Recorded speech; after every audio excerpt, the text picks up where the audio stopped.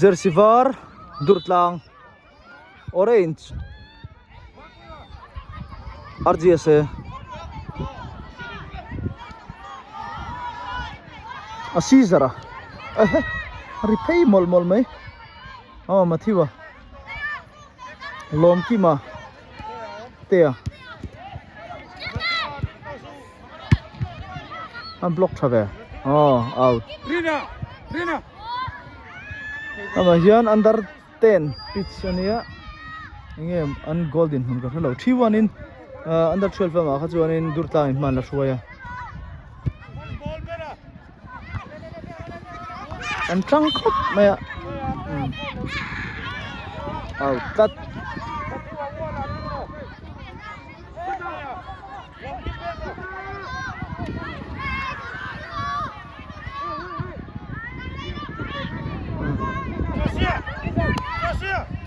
lama hian karen ve leang score thengem uyam tok si zara corner deflect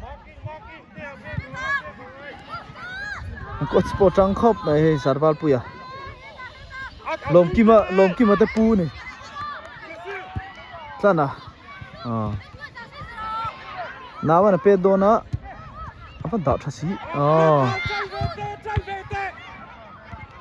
Caesar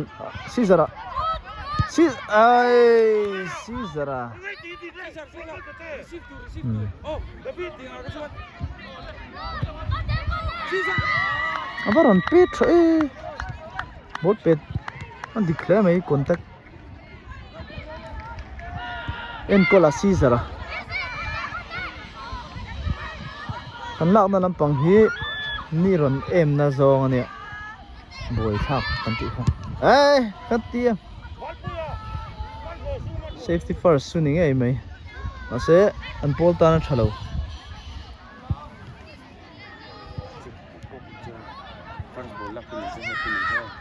lom ki man bol la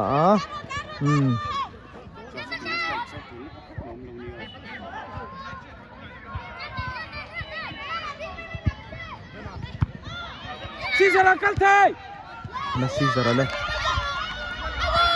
ai Caesar man uyom va ngatinge okay an lo pe tan no trăng khop mai nu la pa lampang pokhi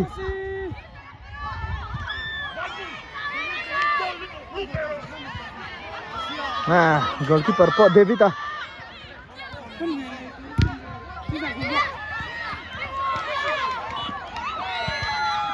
repair rop prop mai lom le Caesar chu lom kima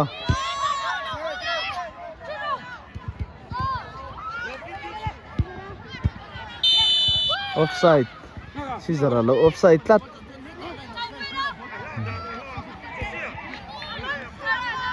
an trăng khop mai hmuhnawm po hmuhnawm Devita no pe chu do na Caesar an ball la lom kima ball cover de cut out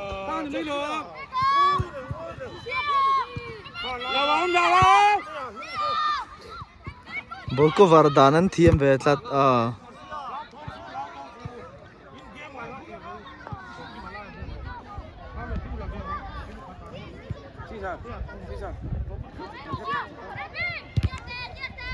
nào te sân này Caesar trăng kher mấy mũ nó mà nếu Caesar kher chứ sual tat DURTLANG pon trăng RGSA pon trăng David an chuột lei thei du mi lawa lom kima thave tlat cool deuh hian he pa hi lom kima te chu ni kum ma sa tanga khriat ve khania cool deuh hian ball hi pet goal ve nal zel nia phon du thavak lau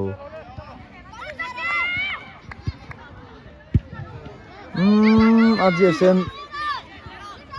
phak lo tur na satlat an ha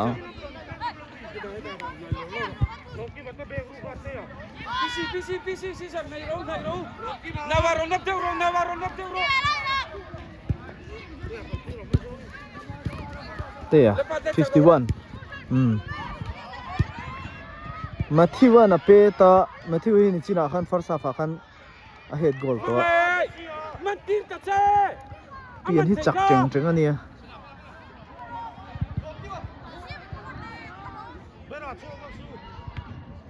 goalkeeper cha casual ba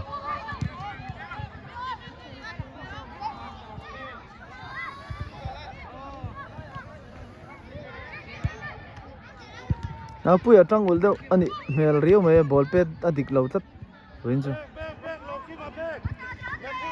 Kalchaka Caesar atanga mal tat deuh ngok me a Caesar hi supporter pakhat chu nei se chitlem chuna dok vele deuh mela Caesar Lucano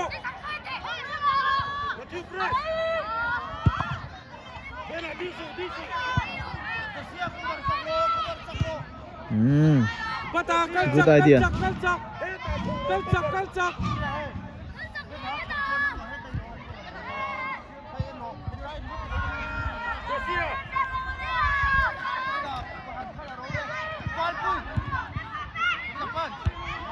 Davidan.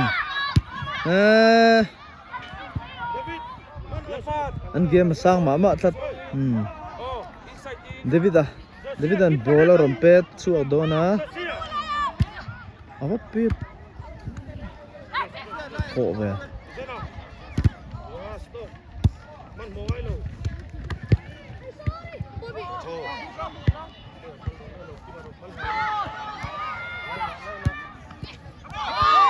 Lo handball. Lom kima. Handball. Nala, kalchak tiba. Caesar boleh lap. Ball chung pet thế shit mấy à Caesar à Cover. anh roll nó sẽ thấy khớp anh trăng khớp anh hmuhnawm PC press that.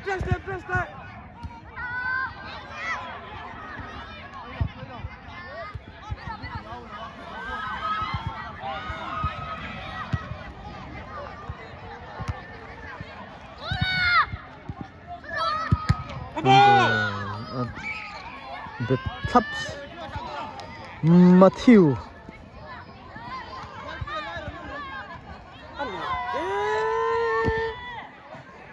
Mangai. Poli lạc phát cầu chuan tràn la hết ta rồng format che. Cái tao gì?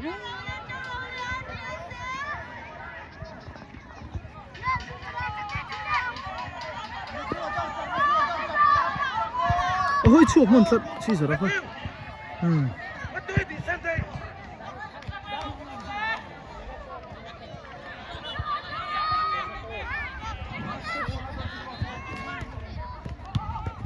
in lâu dấu to lộ giờ lâu mà Matthew à phân lộ trời Matthew chứ ball start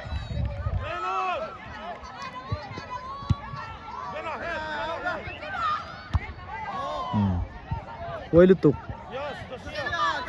under 12 unactive cup mà under 14 po ai hmuhnawm mà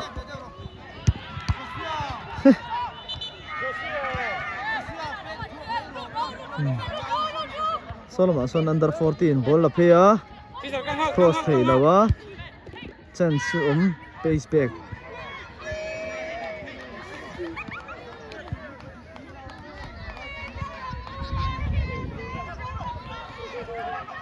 Caesar makalo. PC. Kalro.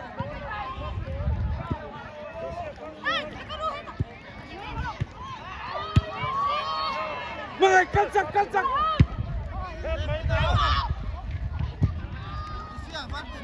Cụt thò su. Nào. Ama on kalro. Bata. Ngân trăng em Lepas tolong. Marcus Matthew oh mga yan Nawa Caesar ai sa kay ano Louis daw na em kaso anh mụ nằm lụt tục sát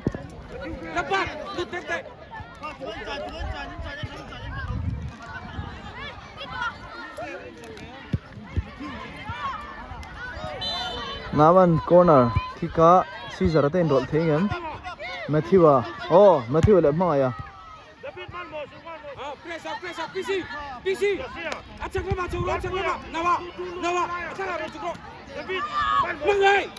David à ball pet số đó na pet cọ lẽ mấy à pet pom pom mấy này build up cái chung ngày tua bắc rồi Matthew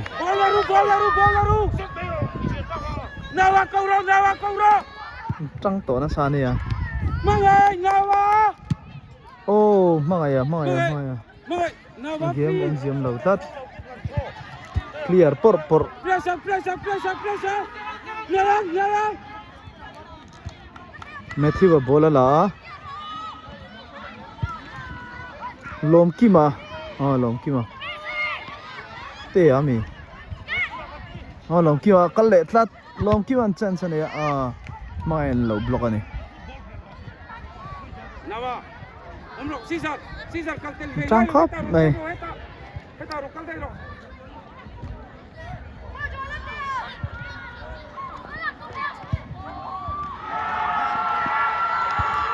RGSA nan paid goal under 40 na 1-0 ni angan nawa mai aw na sa mai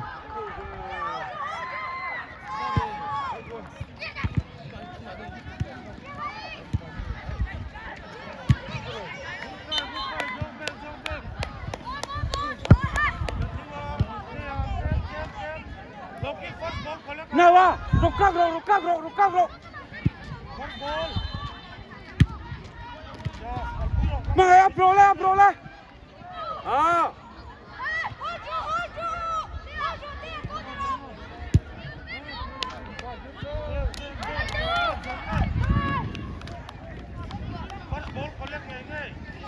Caesar cái té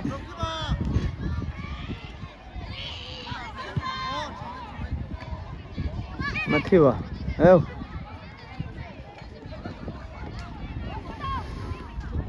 anh phải làm tổ lúc tụi mũ nôm box gì á anh lâu em lật thay hiện trên lâu lạc thay hiện trên à vẫn cho em luôn kim mà chân này mà sẽ mang ai lên rồi lấy mình tắt gen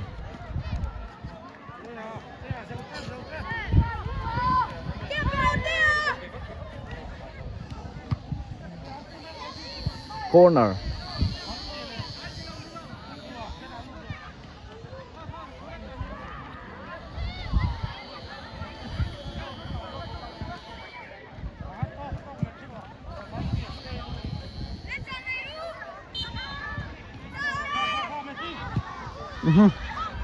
Ale san ne Matthew Matthew na pet out ne number 39 DURTLANG avar hi DURTLANG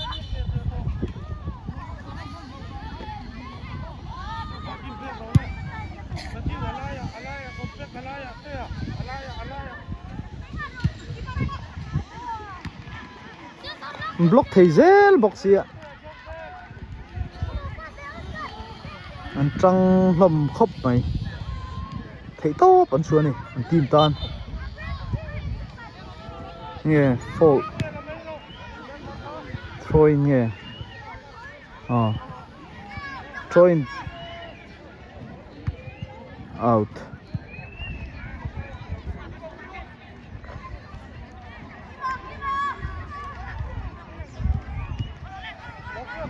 lom kima agol ta lom kima ngan 4-1 lom kima pet goal thế nè anh rồi nek ang hina langa mà thi bản thà cả top chép toang hun chu reng à ở bắt đọt cho chị reng à tên còn tìm mang à pip me pet na ve to sia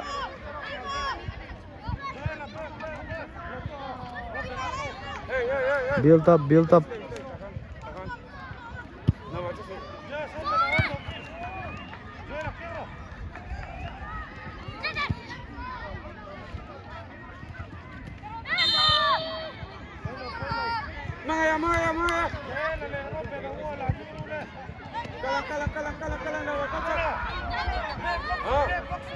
Maya. Maya pe doni out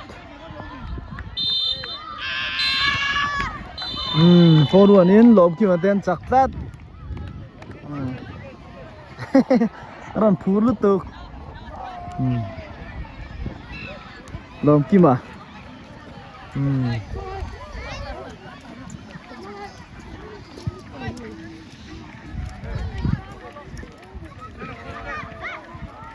David te veng chale mai lob ki wa goal san ne goal khat la sami khamo Matthew nang goal ni head goal le head goal pangai khai mu no me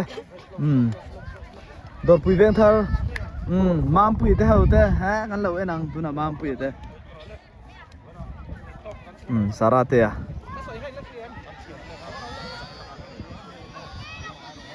helam pangpo Joseph fa pa khel hal don mi Joel a khel do na Joel hi Ronald zo than zama fa pa ha ni avan mu nom ve game chu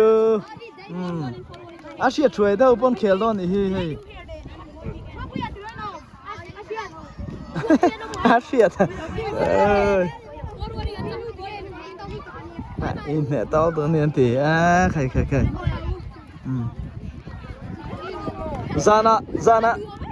Zana in bek ngay yang tro in do ne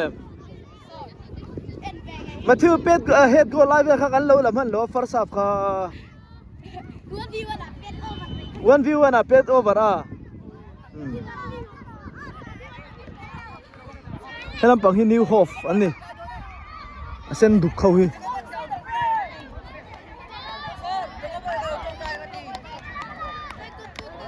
Hey, new hof coach. Hey, coach. Tar chuang mo. Ran bay eng nal vel ve Brazilian ve dro. Asia chuai de hon khel do ni hi. Afternoon.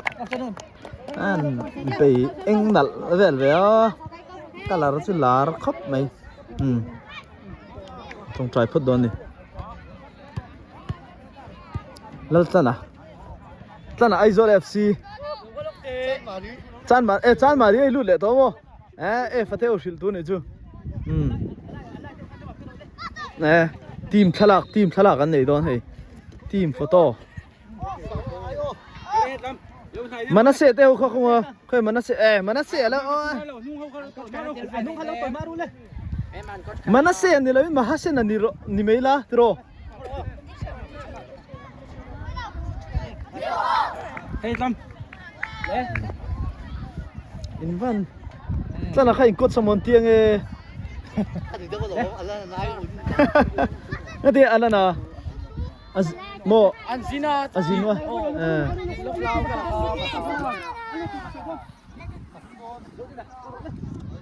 Under 14. Saya mina cool ve de uta. Atharing gan lang.